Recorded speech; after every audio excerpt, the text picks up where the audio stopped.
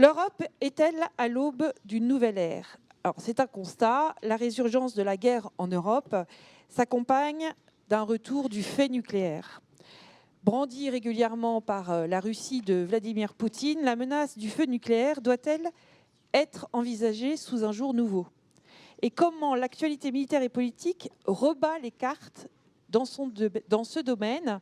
Et enfin, quelle est la place dans le contexte du retour du conflit armé en Europe? Eh bien, c'est le thème de cette table ronde qui est animée par Alexandre Jublin. Vous êtes le créateur et producteur du premier podcast francophone sur les questions militaires et stratégiques et qui s'appelle Le Collimateur. Merci beaucoup Aude. Bonjour à tous. Alors bienvenue donc à cette table ronde consacrée à la question nucléaire intitulée Le fait nucléaire dans le retour des conflits armés en Europe. Donc je suis là pour modérer cette table ronde qui est organisée par le comité dissuasion de l'école de guerre qui réunit donc 4 spécialistes de la stratégie et de la dissuasion nucléaire. Tout d'abord Béatrice Heuser, titulaire de la chaire de relations internationales à l'université de Glasgow.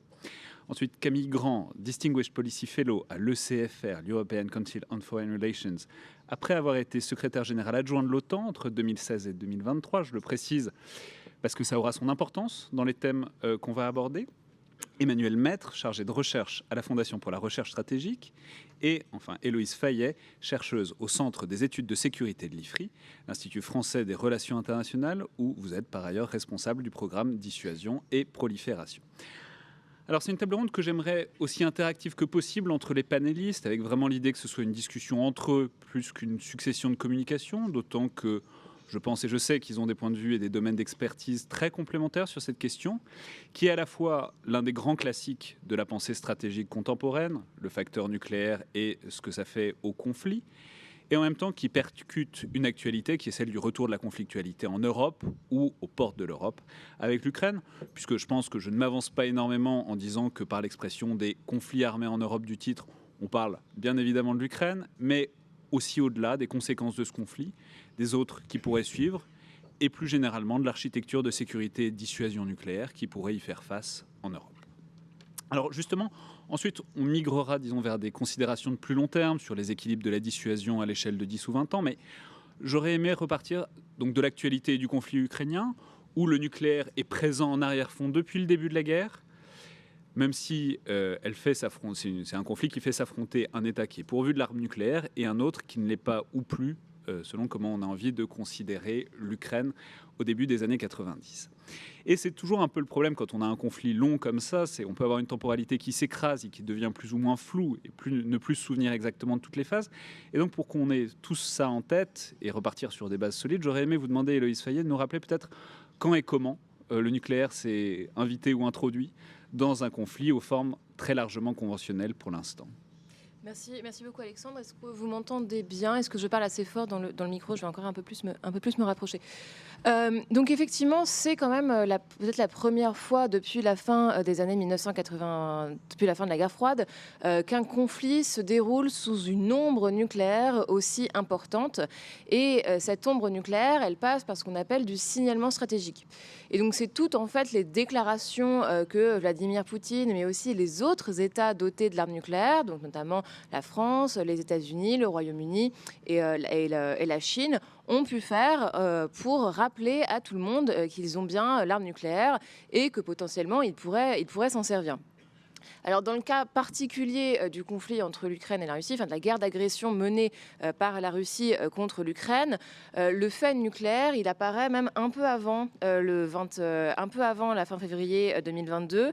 Et on se souvient notamment que Jean-Yves Le Drian, donc, qui à l'époque était le ministre des Affaires étrangères français, avait rappelé en début février 2022, lorsque les menaces en fait, d'invasion étaient quand même assez imminentes, avait rappelé que l'OTAN était une alliance nucléaire, parce que, pareil, Vladimir Poutine avait déjà mobilisé le fait nucléaire dans ce conflit. Et donc c'était très important pour la France, pour l'OTAN, de rappeler que l'OTAN est aussi une alliance nucléaire, ce qui a permis évidemment de faire en sorte que le conflit ne s'étende pas au-delà de l'Ukraine.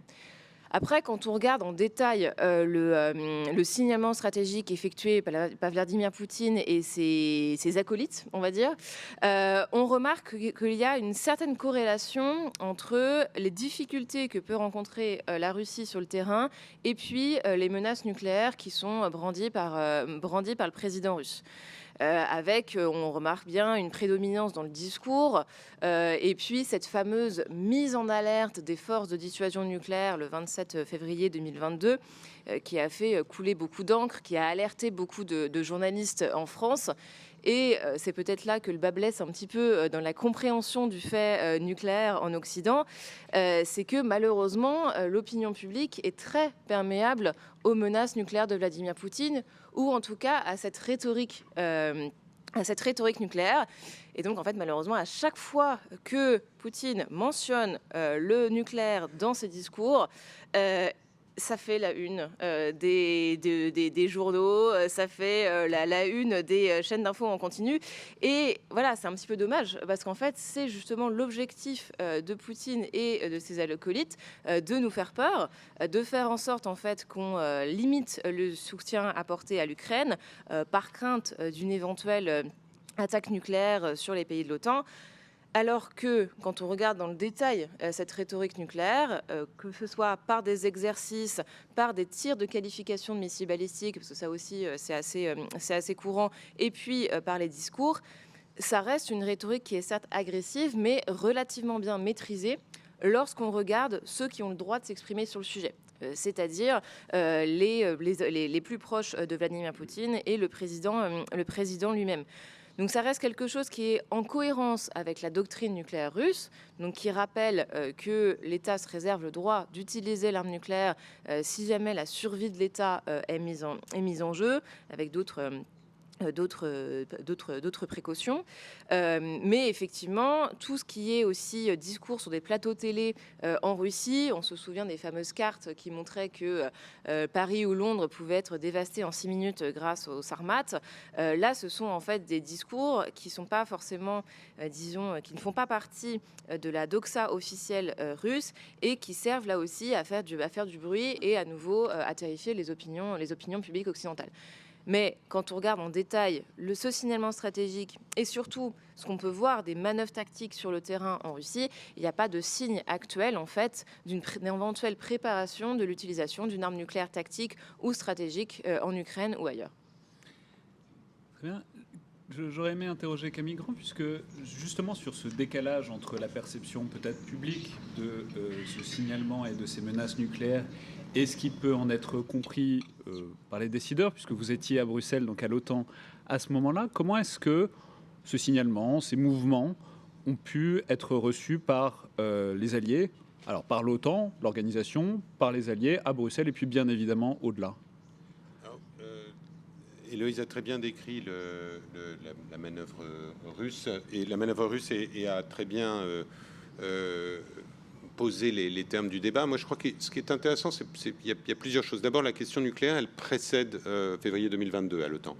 Il y a une reprise en compte du phénomène nucléaire qui date probablement, on va dire, de l'annexion de la Crimée. Donc, à partir de 2014, un travail qui est fait là-dessus avec plusieurs objectifs. D'une part, ce qu'on a appelé de manière peut-être un peu péjorative pour certains participants, remonter le QI nucléaire des alliés, c'est-à-dire réapprendre finalement ce qu'était la dissuasion, y compris d'ailleurs pour des nouveaux alliés qui n'étaient pas familiers avec les débats nucléaires des années 80, 70 ou 80. Donc un gros travail de mise à niveau de la conversation nucléaire dans le contexte de l'Alliance Atlantique.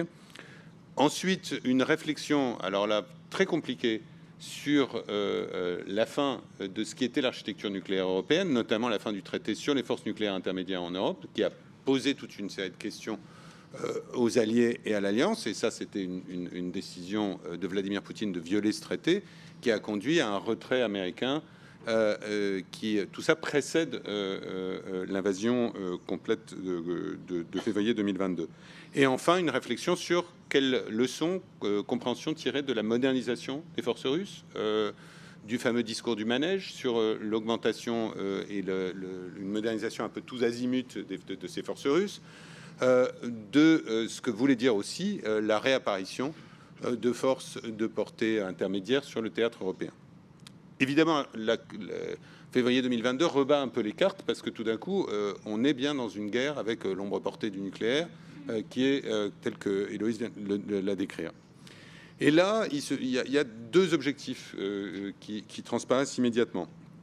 Le premier, c'est un jeu de dissuasion très classique, c'est-à-dire éviter une escalade du conflit et une forme d'escalade horizontale du conflit par une mise en jeu du territoire de l'OTAN. Et donc, toute la manœuvre dissuasive, qui n'est pas seulement nucléaire dans le contexte de l'OTAN, consiste à dire toute atteinte au territoire de l'OTAN changerait radicalement les conséquences de ce conflit et on serait dans autre chose, y compris dans sa dimension nucléaire.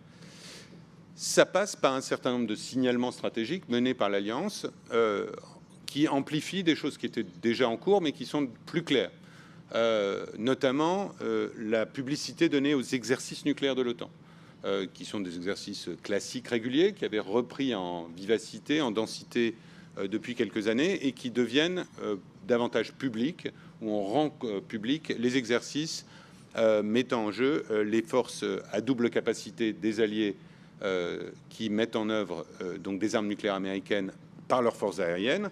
Ce sont les Allemands, les Néerlandais, les Belges, les Italiens et dans une moindre mesure les Turcs également. Donc exercice de mise en alerte, exercice de dispersion qui démontre à la partie russe, qui les observe évidemment avec attention, que l'OTAN est prêt, ou en tout cas davantage prêt qu'elle ne l'était pendant longtemps là-dessus pour la partie qui la concerne.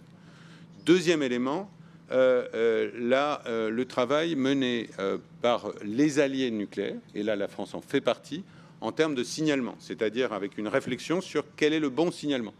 Et là, de manière intéressante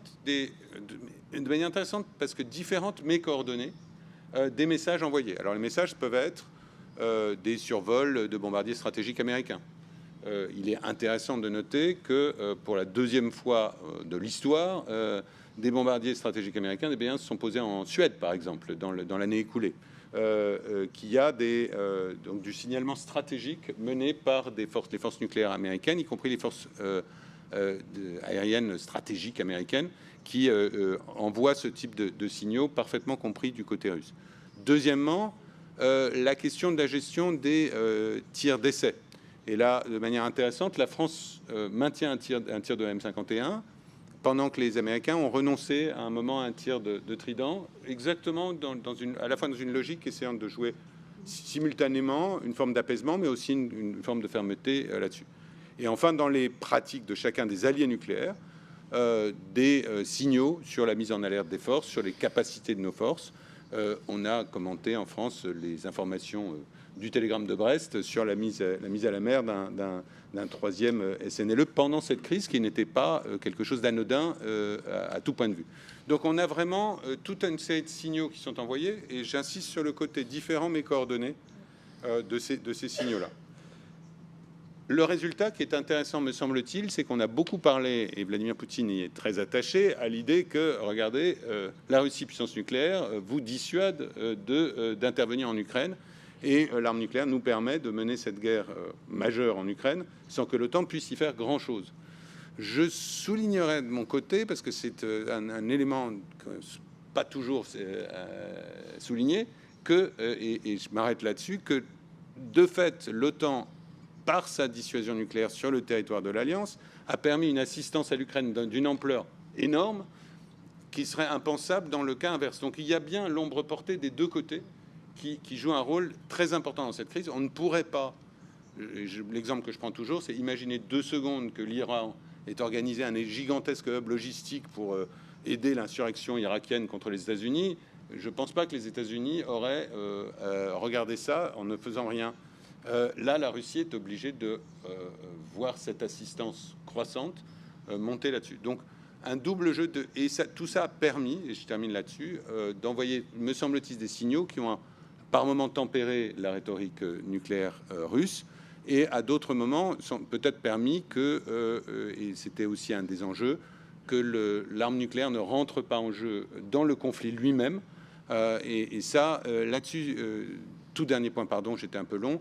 Là, il y a aussi une dimension chinoise qui n'est pas inintéressante, qui est que Chinois et Indiens ont probablement fait passer à la partie russe des messages assez clairs sur le fait qu'un usage, même très limité, de l'arme nucléaire dans le conflit ukrainien serait un game changer, comme on dit en bon français, absolument majeur. Merci beaucoup. Justement, j'aurais aimé interroger Béatrice Ozer sur cette question-là et sur vraiment la dimension des marges de manœuvre stratégiques que permet le nucléaire dans ce conflit, ce à quoi faisait référence Camille Grand, c'est-à-dire la manière dont le nucléaire, la capacité nucléaire a semblé un facteur, un enabler, j'ai envie de dire, de certains gestes stratégiques, et ce que ça dit de... Voilà, c'est la réactivation c'est l'activation d'un facteur qui était très largement dormant jusqu'en 2022, et la manière dont on voit que ça peut permettre des marges de manœuvre stratégiques de part et d'autre dans ce conflit. Je vais être très, très bref dessus, parce que je suis tout à fait d'accord avec ce que Camille a déjà dit. Une chose était que on a toujours posé la question, est-ce que la dissuasion de la part de l'OTAN a échoué avec cette invasion, auquel je pense que Bruno Tertrais, votre collègue, a très très bien répondu. Il n'y avait pas de dissuasion, dans le sens qu'on avait seulement dit ne le faites pas, sinon on va faire des choses affreuses, comme par exemple des sanctions, et franchement ça c'était pas dissuasif. Donc il n'y avait pas de dissuasion de ce sens-là, et comme Camille a très bien dit, on a aussi c'est relativement clair, et on a dit bien de choses, de dire voilà, la ligne rouge, c'est ne pas franchir le territoire de l'OTAN, et à la fois le fait qu'on a pu faire certaines choses pour aider l'Ukraine, parce que à la fois on sait que la Russie hésitera d'élargir le conflit à ce moment-là. Ceci dit, par exemple, les grands débats là sur le Taurus, est-ce qu'on va donner oui ou non les Taurus aux Ukrainiens, ça montre que certains pays sont quand même très, très auto-inhibités par la peur d'une escalade. Je parlerai un peu plus après sur la question des dissuasions élargies. Je m'arrête là. Mais alors, du coup, j'aurais aimé interroger Emmanuel Maître sur quelque chose auquel Camille Grand a fait référence, c'est-à-dire le délitement plus général de l'architecture de sécurité et d'un certain nombre de traités de contrôle. C'est-à-dire là, on se place à une échelle temporelle un peu plus large. Mais est-ce que vous pourriez nous replacer peut-être la situation dans laquelle on est par rapport à toute cette architecture qui tenait au moins un statu quo depuis quelques décennies en Europe, et qui, là, ça prédate l'invasion de l'Ukraine, mais manifestement, ça s'est mis en place quelques mois ou quelques années avant. Oui, tout à fait. Alors, la première chose peut-être que je dirais, c'est que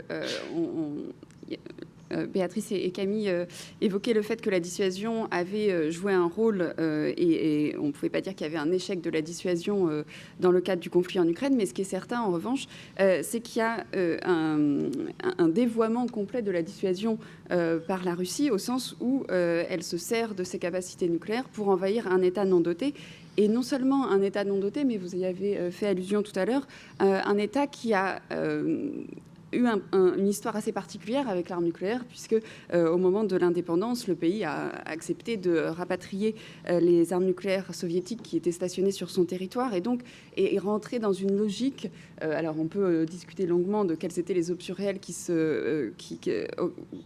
dont disposait l'Ukraine à ce moment-là, mais le fait est que c'était quand même un geste symbolique très fort, et qui s'inscrivait en plus dans un contexte juridique avec des garanties de sécurité qui ont été apportées à l'Ukraine, selon lesquelles son territoire, l'intégrité territoriale serait protégée. Donc le fait qu'un État doté au sens du TNP s'en prenne à un État non doté, et a fortiori un État non doté qui a renoncé à un arsenal nucléaire, c'est évidemment un coup très fort porté au régime du traité de non-prolifération, et ça aura sans doute des conséquences de long terme sur la crédibilité de ce régime, qui est une sorte d'équilibre de notions selon laquelle ce droit international peut protéger la sécurité des États. Et là, évidemment, c'est parfaitement endommagé. Si on se place également dans le cadre du TNP de manière un petit peu plus marginale, mais néanmoins assez importante, on parlait tout à l'heure des différentes dimensions nucléaires du conflit en Ukraine, on peut aussi mentionner le fait que la Russie est particulièrement menacé la sécurité nucléaire du pays en utilisant, en manipulant, là encore, la menace radiologique avec les actions sur la centrale nucléaire de Zaporizhzhia. Et puis, si on se replace vraiment, alors carrément aux prémices du conflit, peut-être pas oublier que la Russie avait manipulé comme prétexte à l'invasion le fait que l'Ukraine aurait eu des volontés proliférantes. Donc déjà à ce moment-là, il y avait, alors évidemment de manière complètement, avec des informations complètement falsifiées, mais c'était en arrière-fond de ce conflit. Donc régime du TNP fragilisé par ces différents aspects, sur l'aspect non-prolifération, sur l'aspect sécurité nucléaire, ce qui est assez nouveau, et puis bien sûr sur l'aspect désarmement, avec l'impossibilité de mettre en place des mesures, des mesures fortes de désarmement pour l'ensemble des États dotés du TNP, puisqu'on se trouve dans une logique complètement inverse à celle qu'on avait dans les années 90, où tous les États, en particulier bien sûr les États-Unis, la Russie, mais également la France et le Royaume-Uni, avaient réussi à faire baisser leurs arsenaux nucléaires. On se trouve évidemment dans une dynamique complètement inverse aujourd'hui. Et puis, vous faisiez référence, et ça a été mentionné aussi par Camille, on a vu la disparition progressive des différents cadres juridiques, traités de maîtrise des armements qui régissaient l'ordre nucléaire mondial depuis plusieurs années et donc qui ont fait disparaître progressivement, et le dernier en date, bien sûr, c'est le traité New Start. Avec la disparition de ce traité, qui est pour l'instant, dont la Russie a suspendu l'application, on n'a plus de limite quantitative sur les arsenaux nucléaires globaux pour la première fois depuis le milieu de la guerre froide, et c'est un signe très très fort sur le contexte dans lequel on se place. Peut-être juste pour rester une seconde là-dessus, sur ce que ça dit, ce retrait des traités, et notamment en termes de discussion et de dialogue. C'est-à-dire, c'était des traités, c'était des dispositions contraignantes, c'était aussi des forums, même indirects, qui permettaient une discussion sur la dissuasion entre la Russie et le bloc occidental, disons, élargi. Voilà, je ne sais pas qui veut, mais ce qu'on peut dire de cette... Voilà, qu'est-ce que ça fait de moins en moins se parler dans ces espaces de discussion généraux? Camille Grand? Peut-être un mot, et je suis sûr que mes collègues auront peut-être des choses à ajouter là-dessus. Moi, ce qui me frappe là-dessus, c'est la disparition, non pas un retour à la fin de la guerre froide, mais un retour aux années 60, c'est-à-dire à un système où il y a très très très peu de contraintes sur l'action des États dotés, à la fois, et très peu d'espace de conversation entre eux. Alors ces espaces demeurent un petit peu, notamment parce que le TNP est toujours vivant, que dans ce contexte-là, il y a un peu d'échange entre les puissances, les États dotés, traditionnellement, etc. Mais fondamentalement, on est dans quelque chose qui est non pas du territoire inconnu, mais du territoire inconnu depuis 50 ans, pas depuis 30 ans. C'est-à-dire avec une absence, la levée progressive des limites quantitatives. J'ajoute à ça le fait que la Russie ait dératifié le traité d'interdiction complète des essais nucléaires, ce qui, certes, la met sur le même plan que Chinois et Américains, c'est-à-dire signataires mais sans ratification, mais qui est aussi un geste non pas sans précédent, ils avaient fait la même chose avec FCE, mais particulièrement intéressant et dans le domaine nucléaire, puisque ça ouvre la possibilité en quelques jours de reprendre des essais nucléaires si les Russes le souhaitaient. Donc on a vraiment beaucoup de piliers de cette architecture construite entre les années, on va dire même quasiment 60, ou en tout cas disons les années 70 et les années 90, qui ont aujourd'hui disparu, ce qui oblige à penser le monde nucléaire d'une manière assez différente. Héloïse Fayet? Oui, et sur ces derniers forums justement qui subsistent, alors il y a encore un format qu'on appelle le processus P5, notamment sur les risques stratégiques, donc qui réunit les 5 États dotés au titre du TNP, qui sont, coïncidence ou pas, les 5 membres permanents du Conseil de sécurité des Nations Unies. Donc il y a encore des réunions au format P5, le dernier était fin février, mais ce sont des réunions au working level. Donc ce ne sont pas les ministres des Affaires étrangères russes, chinois, français, américains et britanniques qui se retrouvent pour discuter de stabilité stratégique, de lutte contre la prolifération et plus largement des responsabilités que confère le fait d'être un État doté. Mais voilà, il faut se réjouir qu'il y ait encore ces réunions, même si c'est à un bas niveau. Il y en a encore aussi entre chercheurs. Donc ça permet quand même de s'informer entre chercheurs des perceptions que chacun a de la menace posée par les autres alliés, les autres adversaires plutôt. Et après, le dernier problème aussi qui surgit dans ce format P5 et qui n'est pas directement lié à la guerre en Ukraine, c'est évidemment la montée en puissance de l'arsenal nucléaire chinois qui pourrait potentiellement atteindre 1000 têtes nucléaires en 2030. Et en fait, on se rend compte que les États-Unis ont une défiance, mais vraiment très, très importante, plus par rapport à la Chine que par rapport à la Russie, ce qui met aussi en danger, en fait, ce format P5. Emmanuel Maître ? Oui, peut-être pour rebondir là-dessus, je pense qu'il y a, quand on regarde le paysage de la maîtrise des armements aujourd'hui, il y a vraiment des obstacles structurels majeurs. L'un vient d'être mentionné par Héloïse, c'est le fait qu'on a jusqu'à maintenant beaucoup réfléchi dans un cadre bilatéral. Or, le fait que la Chine s'impose de plus en plus comme un acteur majeur, y compris au niveau nucléaire, ça a été perçu depuis plusieurs années à Washington comme rendant le cadre bilatéral potentiellement obsolète. D'ailleurs, ça avait été aussi mentionné dans une autre époque par la Russie dans le cadre du traité FNI. Parmi les problèmes structurels, il y a aussi des questions sur l'évolution des arsenaux pour lesquels il est peut-être plus difficile de construire une parité stratégique comme on avait vu dans la guerre froide. Mais je pense que les principaux obstacles aujourd'hui sont vraiment de nature politique et liés vraiment à la manière dont la Russie agit sur l'ordre nucléaire mondial, avec évidemment la première chose qui va continuer de faire blocage, la violation systématique des engagements depuis de nombreuses années, ce qui fait que c'est très difficile politiquement de se remettre sur la table de négociation quand on sait qu'un ensemble de traités ont connu des violations. Ça, c'est une première chose. Et puis l'autre chose, on parlait tout à l'heure de réduction des risques, et c'est vrai que c'est un objectif que l'on affiche beaucoup au niveau diplomatique et comme étant peut-être plus facile à faire que des traités formels contraignants avec des limitations, mais on s'aperçoit que c'est extrêmement complexe néanmoins de réfléchir à la réduction des risques quand on est avec un partenaire officiel qui manipule le risque, qui n'a pas du tout le même... On n'arrive plus du tout à essayer d'avoir cet intérêt partagé, de dire aucun des deux parties ne souhaite une guerre nucléaire. Alors c'est évidemment vrai, mais aller de là jusqu'à définir des niveaux de risque qui seraient acceptables de prendre ou de ne pas prendre, et ben on voit qu'on n'y arrive pas du tout et qu'on est au contraire dans une situation où certains États profite peut-être de la sensibilité qu'Héloïse évoquait tout à l'heure, le fait que les opinions publiques peuvent être inquiètes du risque nucléaire pour justement essayer de mettre en place des stratégies de coercition et de pression grâce à ce facteur. Maintenant, j'aurais aimé peut-être décentrer un peu la discussion des grands et poser une question sur en fait, la réaction, notamment la réaction des alliés non dotés, notamment européens, puisqu'on sait que pour eux, c'est la dissuasion américaine qui compte, qui est absolument centrale dans leur pensée stratégique, et c'est pour ça qu'ils y tiennent énormément. Et en quelque sorte, leur réaction à la fois instinctive apparaît en 2022 et surtout de plus long terme sur ce besoin de réassurance, ce besoin d'un parapluie nucléaire avec plein de gros guillemets, et la manière dont ça a impacté, disons, leur lien à l'OTAN et aux États-Unis. Je ne sais pas, peut-être Béatrice Hauser ? Merci beaucoup.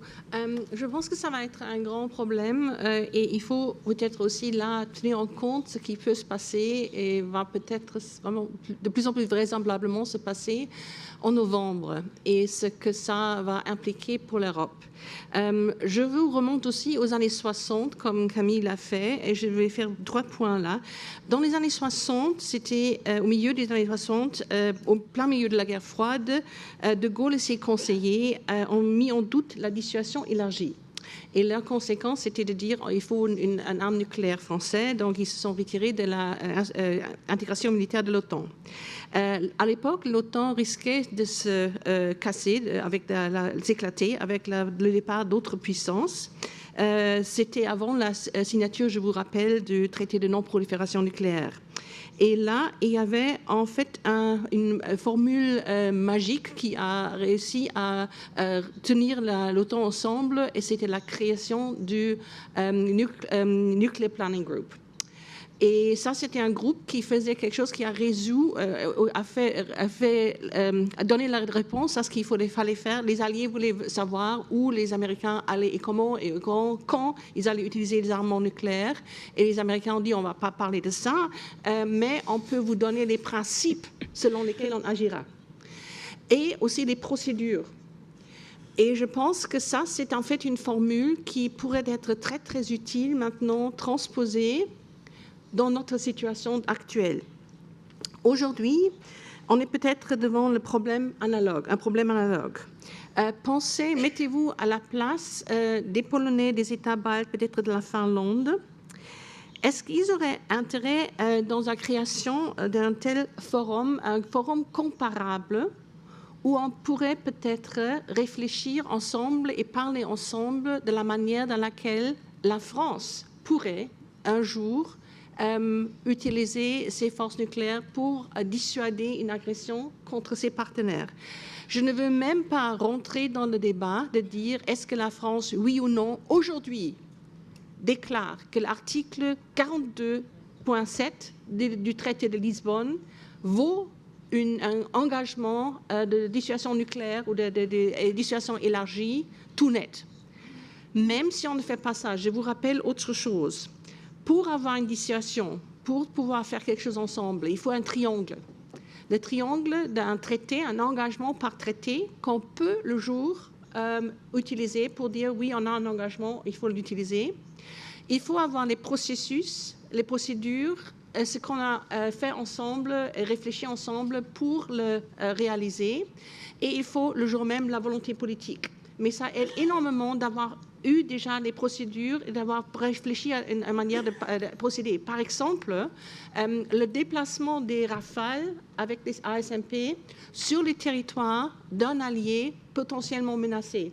Je vous rappelle que quand même la Lituanie est assez loin de la Russie elle-même, pas de Kaliningrad Oblast, mais de la Russie elle-même. Donc, ça serait peut-être une bonne idée de le mettre en avant. C'est quelque chose de visible. Et la France seule en Europe, évidemment, a les deux systèmes, dont un est visible. Donc, je vous rappelle donc, que c'est important d'avoir des processus comme ça en place, même si on laisse pour le dernier moment la décision politique, si on va s'en servir. Mais je pense que ça pourrait à la fois être une solution organisationnelle qui pourrait être dissuasive vis-à-vis d'un adversaire et rassurer les alliés, même si la France ne va pas dire maintenant proclamer oui, pour nous, 42.7 du traité de Lisbonne, c'est un engagement total de dissuasion élargie. Qu'est-ce qu'on en pense? Oui, pas pour tout de suite, effectivement. Non, mais justement, on reparlera évidemment de la place de la France dans tout ça et de tout ce qui est possible, puisque vous êtes plusieurs à avoir publié sur ce sujet. Peut-être Camille Grand, encore sur cette question des alliés et sur cette attitude, sur ce besoin de réassurance, et là où on en est actuellement sur cette séquence qui commence il y a 2 ans quand même. Deux choses. La première, c'est que évidemment que ça a suscité beaucoup d'inquiétudes, beaucoup de doutes, en particulier pour les alliés les plus exposés, et de se dire, bon voilà, il y a cette puissance nucléaire agressive qui est voisine, qui vient d'envahir un pays. Qu'est-ce que ça veut dire pour nous concrètement? Alors on peut dire, regardez, ça ne veut rien dire puisque aucun risque, vous êtes dans l'OTAN, vous bénéficiez de la dissuasion élargie, vous êtes allié avec 3 puissances nucléaires, pas de sujet, circuler, il n'y a rien à voir. Ça ne suffit pas tout à fait pour rassurer tout le monde. Et c'est là que la conversation devient intéressante. Alors il y a un gros élément qu'il ne faut pas oublier, et ça c'est là je fais un peu de doctrine OTAN, c'est que la dissuasion elle est aussi conventionnelle. Elle est articulée avec la défense antimissile, et donc il y a toute une réflexion qui fait partie du schéma de l'OTAN et qui est importante pour les États non dotés. Et c'est pas tout à fait un hasard si les Allemands ont lancé cet énorme European Sky Shield.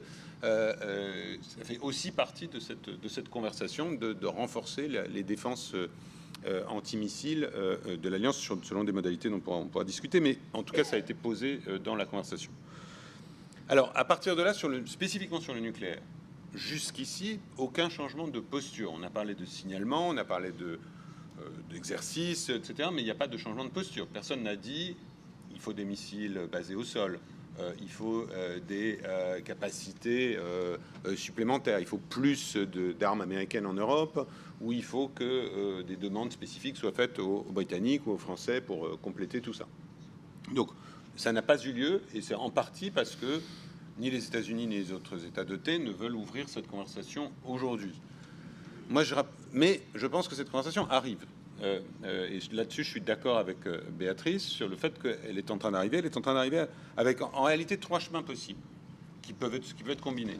Un chemin qui est, après examen, continuer tel quel. Il n'y a pas besoin d'en faire beaucoup plus.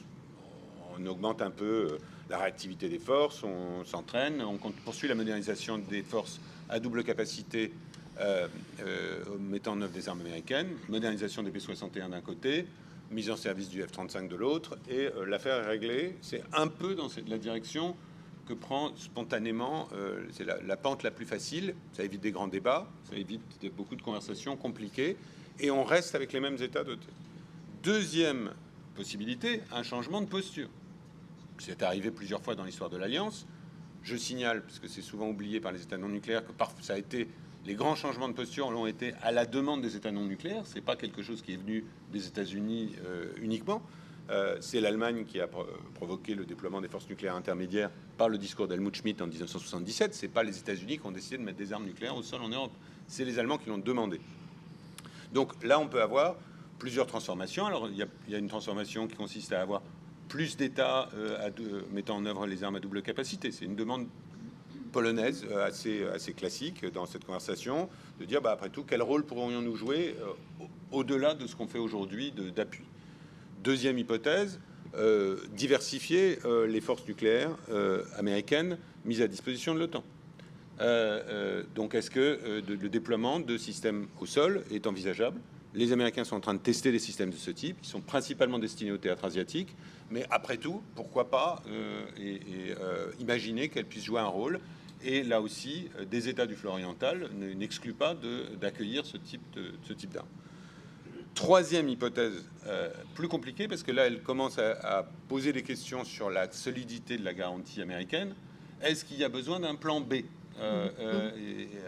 Et alors, par plan B, d'ailleurs, je ne devrais pas dire plan B parce que c'est pas vraiment un plan B, c'est qu'est-ce qui pourrait venir renforcer, compléter, et si, dans l'hypothèse aujourd'hui quand même assez improbable d'un retrait réel américain là-dessus, se substituer à...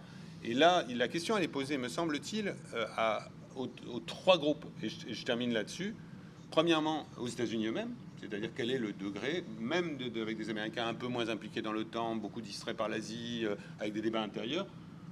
Le moment où la garantie américaine disparaît, c'est quand on est quand même déjà à un horizon très lointain. Donc, il faut que les Américains clarifient et continuent. Aujourd'hui, le message est clair, ça ne change pas, il n'y a pas de raison que ça change.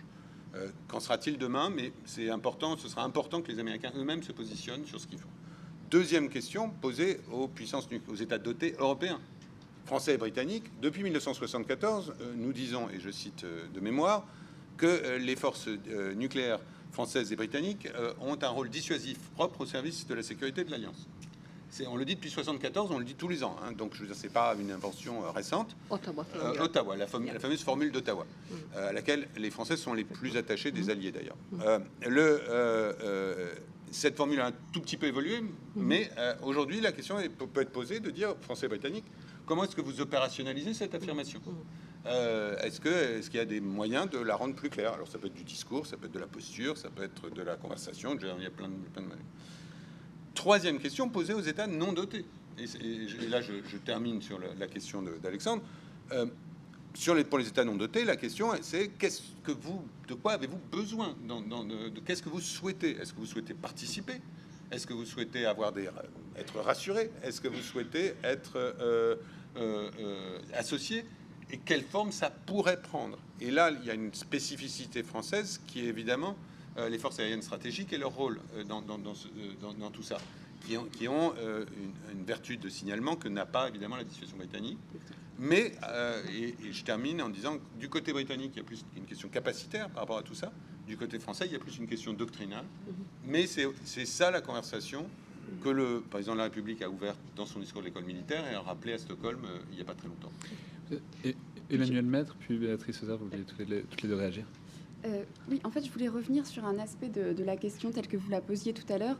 C'est la manière dont les postures ont pu évoluer en Europe suite à l'invasion en Ukraine, et en particulier les revirements quand même assez brutaux qu'on a eus dans certaines classes politiques et chez certaines opinions publiques sur le rôle du nucléaire en général.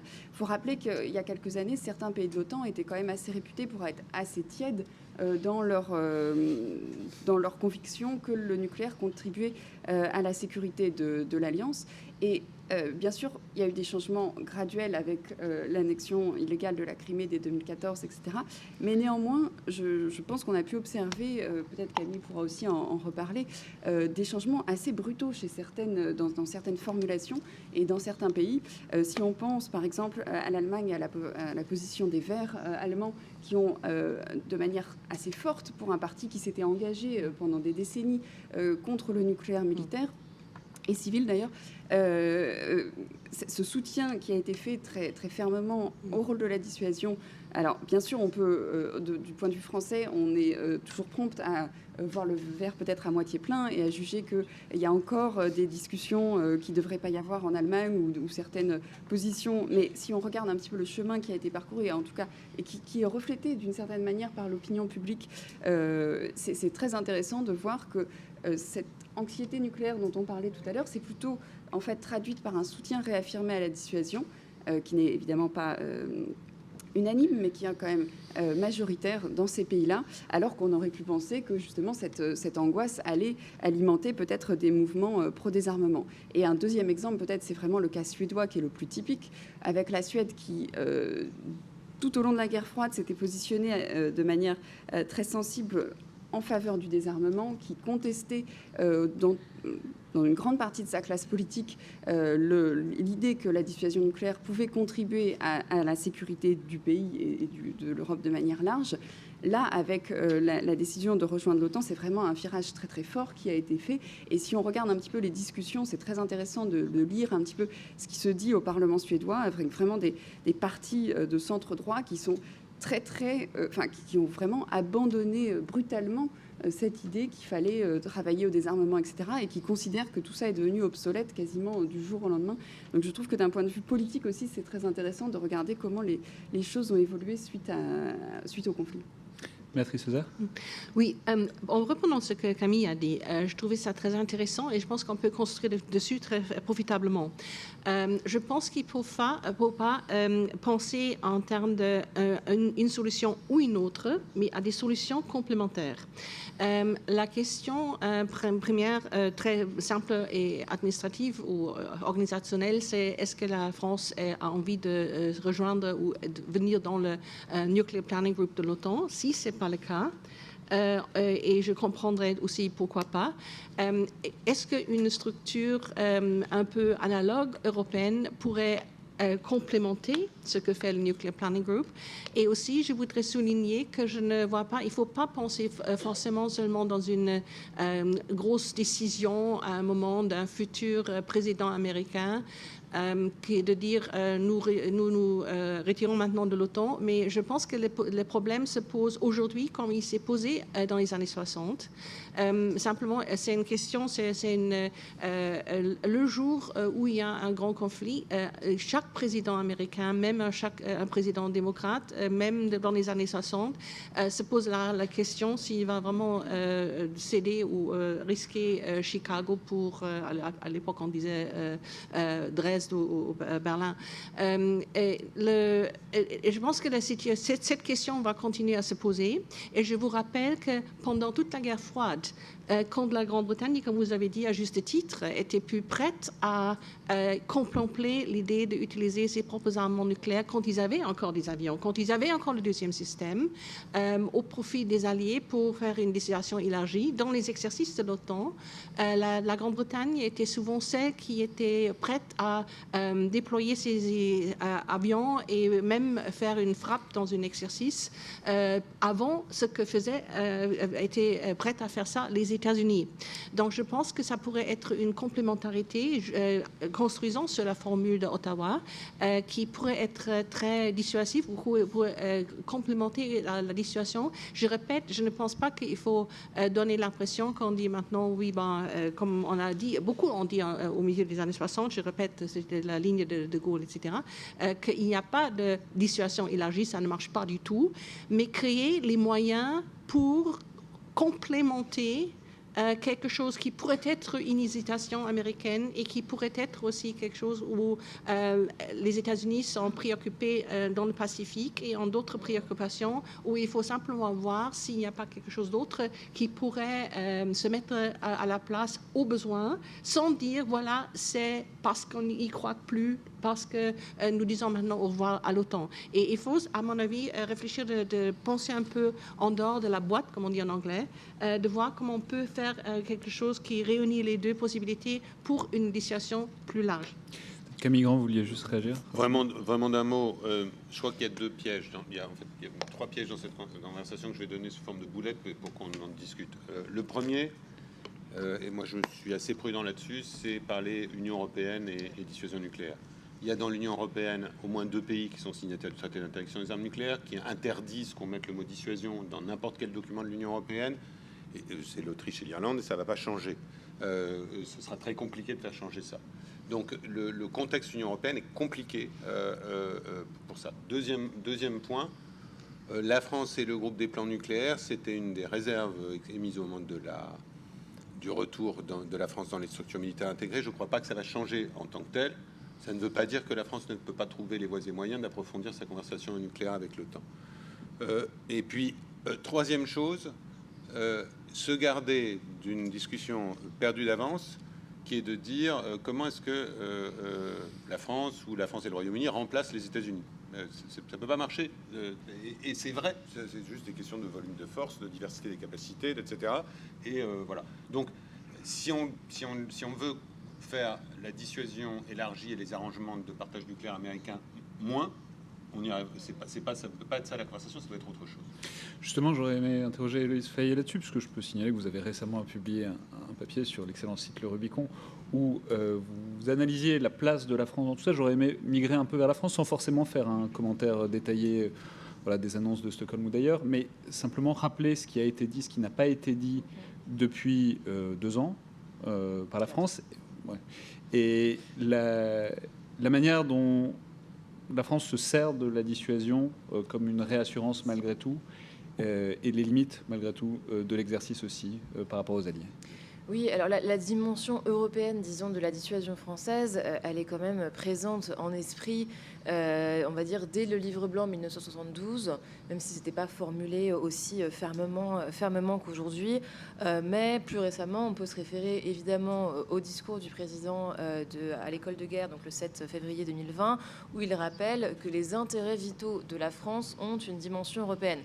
Bon, une fois que c'est dit, que tirer en fait justement de comment comprendre en fait cette formule, sachant qu'évidemment dans la doctrine nucléaire française, les intérêts vitaux sont entièrement à la main du président de la République. Donc c'est pas forcément évidemment à nous de réfléchir, d'affirmer ce que pourrait être un intérêt vital français, quelle pourrait être sa dimension européenne.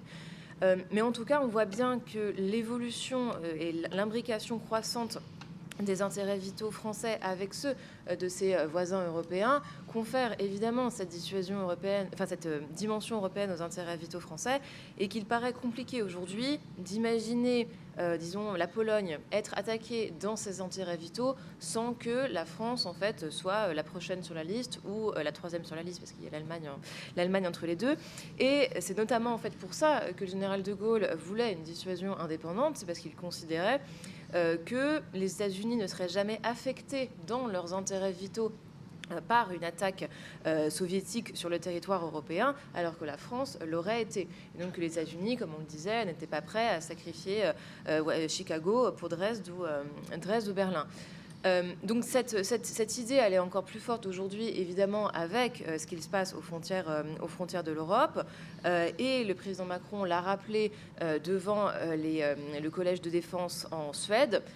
Ce qui a été peut-être un peu mal compris par certains politiques des deux bords en fait, de l'échiquier politique. Mais en tout cas, comme Camille l'a très bien rappelé, ce n'est pas une dissuasion élargie au sens américain, parce qu'il y a toujours cette dimension d'affectation des intérêts vitaux français, si jamais les intérêts vitaux d'un allié européen le sont. Alors qu'aux États-Unis, les Américains garantissent à la Corée du Sud, par exemple, qu'ils peuvent se servir de leur dissuasion nucléaire si jamais les intérêts vitaux de la Corée du Sud sont attaqués, sans forcément que les intérêts vitaux américains le soient. Donc ce n'est pas une dissuasion élargie au sens américain, et donc ce n'est pas non plus un parapluie nucléaire français. Déjà, tout simplement parce qu'il y a évidemment la question, au-delà de la doctrine, il y a quand même la question matérielle et technique d'une possible extension de la dissuasion en mode parapluie. Alors, il y a des débats sur est-ce qu'on serait crédible pour dissuader plus, en fait, pour couvrir plus d'intérêts vitaux si jamais on conservait le même nombre de têtes. Il y a un débat qui peut se faire là-dessus. Je considère qu'on manquerait peut-être de crédibilité si on n'augmentait pas le nombre de têtes. Mais encore une fois, la question n'est pas de remplacer la dissuasion nucléaire américaine. Donc, qu'est-ce qui est possible actuellement ? Alors, il y a le serpent de mer de rejoindre le groupe de planification nucléaire de l'OTAN. Alors, la blague est qu'il suffirait de remplacer Nuclear Planning Group par Nuclear Policy Group pour que la France puisse rentrer. Faut voir si effectivement ce serait possible ou non. Mais en tout cas, moi je trouve que l'idée du président Macron de stimuler la culture stratégique européenne pour essayer justement d'augmenter le QI nucléaire de nos alliés européens, c'est quelque chose qui est tout à fait faisable, mais c'est quelque chose qui doit se faire à l'initiative évidemment de la France et à mon sens dans une posture d'humilité dont on a pu parfois manquer lorsqu'il s'agit de défense européenne, d'autonomie stratégique européenne, et donc de ne pas en fait retomber dans l'écueil de, si jamais Donald Trump revient au pouvoir en novembre 2024, de ne pas retomber dans l'écueil de regarder, je vous l'avais bien dit, il y a un danger américain, et donc il faut une autonomie stratégique européenne qui soit menée par la France grâce à nos armes nucléaires. Je pense que c'est une posture qui n'est pas très bien recevable en fait par les alliés européens, mais qu'il y a des moyens de le faire d'une façon plus subtile et de profiter vraiment d'un renouveau, et ça on en a parlé, de l'intérêt des Européens, donc notamment en Allemagne avec un débat qui est extrêmement intéressant, en Pologne, en Suède, et ça a été très bien dit, la Suède qui d'ailleurs a renoncé à son statut d'observateur du traité d'interdiction des armes nucléaires pour pouvoir être un allié plein de l'OTAN, avec la Finlande également, avec la Roumanie. Et ça, c'est des initiatives qui peuvent être menées évidemment par des think tanks, par la communauté stratégique française, à condition qu'il y ait des pistes aussi concrètes. Et donc ça, effectivement, ça peut être l'idée traditionnelle de plus de visites d'Européens sur des bases aériennes à vocation nucléaire ou à l'île longue, mais l'idée aussi d'un éventuel escadron de forces aériennes stratégiques qui soit, par exemple, stationné en Allemagne, alors sans forcément les armes nucléaires qui vont avec, parce qu'il y a des questions évidemment de sécurisation des bases et de sécurisation des armes, mais ça pourrait être aussi une piste intéressante à explorer. Emmanuel Maître ? Oui, vraiment pour rebondir un peu sur ce qu'Héloïse disait, parce que beaucoup de choses ont été dites. Je pense qu'il y a clairement des intérêts qui se sont exprimés ces derniers mois, ces dernières années sur une réflexion du rôle de la dissuasion française en Europe, y compris chez nos alliés, justement. Alors après, il faut toujours se garder de donner trop de poids à quelques éditoriaux dans des magazines qui, parfois, ne reflètent pas du tout la situation réelle. Mais néanmoins, on a eu l'occasion quand même de constater que c'était des réflexions qui avançaient. Il y a tout de même des barrières importantes, hein. Tu le mentionnais, Héloïse, le fait que parfois la France soit sans doute trop floue dans ses propositions et que du coup les alliés ne comprennent pas très bien ce qui est sur la table, ce qui peut être discuté, qu'est-ce que la France a derrière la tête, derrière les annonces présidentielles. Donc ça a pu créer un petit peu de difficultés. évidemment, le fait que en termes de doctrine, on ait un cadre qui puisse apparaître rigide depuis l'extérieur. Et du coup, on voit souvent des questions un petit peu sur, en fin de compte, qu'est-ce que vous pourriez proposer, parce que vous avez quand même énormément de lignes rouges sur ce qui n'est pas possible au niveau français. Donc ça crée aussi des interrogations.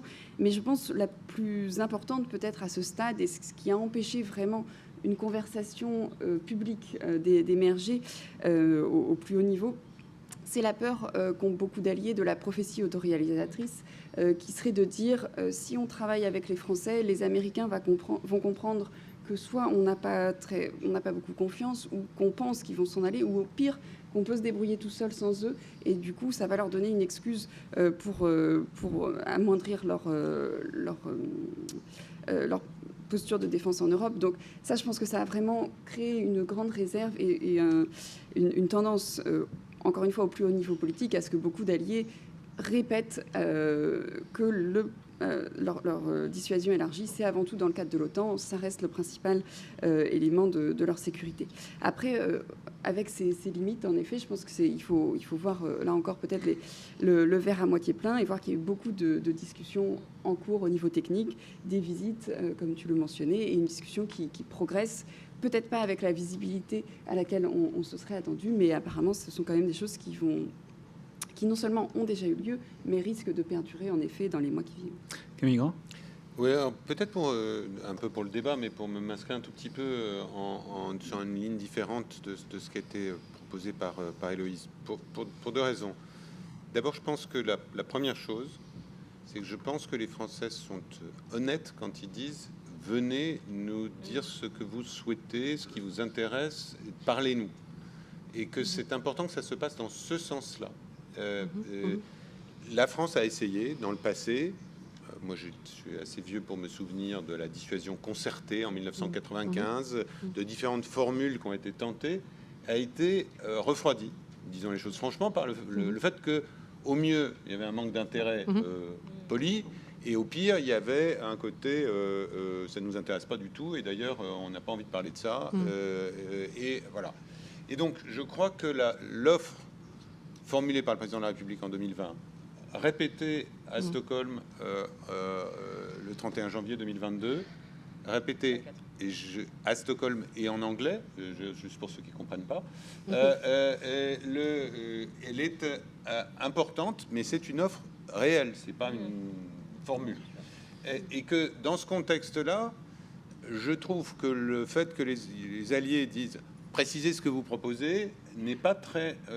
justement, je crois qu'il faut réussir à sortir de ce truc-là, parce que si les Français précisent et que les alliés disent bah, en fait, ça ne nous intéresse pas, notre sécurité collective n'est pas améliorée.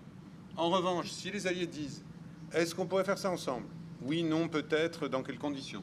Est-ce que ça vous intéresserait de faire ça? Oui, non, peut-être, dans quelles conditions? Et que la réponse française n'est pas seulement de dire très intéressant, mais c'est le président de la République qui va décider. Évidemment, à la fin des fins, c'est le président de la République qui va décider. Mais d'entendre ce que les alliés ont à nous dire, les entendre formuler leurs attentes, leurs demandes, leurs interrogations, etc.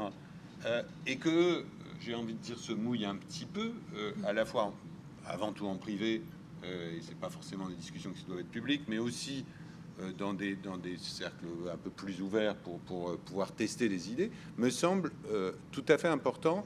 Et c'est pour ça que moi, je me garde de formuler ce que pourrait être l'offre française. Parce que l'offre française, finalement, elle doit être définie avec les autres. Si l'offre française, elle n'intéresse pas les autres, ou qui trouve qu'elle vient affaiblir la position à l'OTAN, elle devient contre-productive. Et c'est pas du tout l'intention qui est là. Les Français souhaitent plutôt que le système à l'OTAN tel qu'il est perdure, et par ailleurs ont formulé une ouverture là-dessus, et puis ensuite après il y a des traductions très concrètes. Quand il y a un ravitailleur italien qui ravitaille un exercice nucléaire français, c'est pas inintéressant. Voilà, il se passe des choses. Donc c'est une conversation qui n'est pas qui peut prendre des formes qui peuvent aller en fait beaucoup plus loin qu'on peut l'imaginer. Il y a toute la discussion autour du SCAF. On est en train de fabriquer avec Allemands et Espagnols l'avion de combat de la prochaine génération. Cet avion a une vocation à être à capacité nucléaire. qu'est-ce que ça veut dire dans la vraie vie, à un horizon qui est assez lointain, mais qu'est-ce que ça veut dire Est-ce que notre prochain, le successeur de la SMP, est-ce que vous pouvez expliquer quelles vont être ses caractéristiques et ses performances, comment est-ce que ça joue pour d'autres Européens, et avoir cette conversation non seulement avec des alliés nucléaires, mais aussi avec des alliés non nucléaires, me semble intéressant. Peut-être juste Béatrice Heuser, Très, et très puis bien. ensuite on va ouvrir les Absolument. questions. Je suis absolument d'accord. Je pense que ça, c'est très sage de procéder de cette manière. Mais je vous rappelle qu'un seul tweet du futur président américain peut changer des choses très vite. Pour ça, la conversation est d'autant plus importante. Oui, Peut-être Héloïse, alors, avant les questions. Non, mais je suis tout à fait d'accord avec toi, Camille, dans le sens où je pense que ça doit aller dans les deux sens. Parce que on sait très bien justement que les États non dotés peuvent parfois avoir un petit peu de mal à comprendre ce que recouvre la dissuasion française, comprendre comment ça marche. Donc je pense qu'on peut, de notre côté, faire un petit pas pour proposer certaines pistes. Et puis, eux, en échange, effectivement, réfléchissent à ce qui leur serait évidemment utile. Et ça marche aussi dans le domaine du conventionnel. Ça se voit bien dans les partenariats militaires opérationnels. Parfois, la France, effectivement, vient avec ses gros sabots en disant on va vous former à ça, ce qui n'est pas forcément très utile pour le pays qu'on souhaite faire progresser. Mais il faut aussi aider l'autre pays à savoir formuler sa liste de souhaits. Donc, comme la dissuasion, ça marche dans les deux sens.